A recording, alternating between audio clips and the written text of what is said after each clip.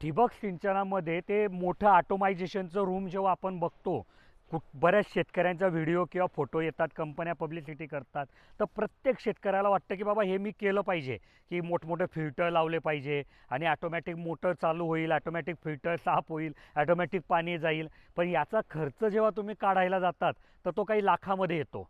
तर ते खर्च तुम्ही करू शकत नाही. मग अशा वेळेस काय करावं? तर अशा वेळेस तुम्ही साधं फिल्टर वापरण्यापेक्षा तिथे किमान सेमी ऑटोमॅटिक फिल्टर वापरावं. कारण बघा, आता ऑटो किट्ट मोटरवर प्रत्येकाने लावलेले, की बाबा लाईन आली की चालू होईल, लाईन गेली की बंद होईल.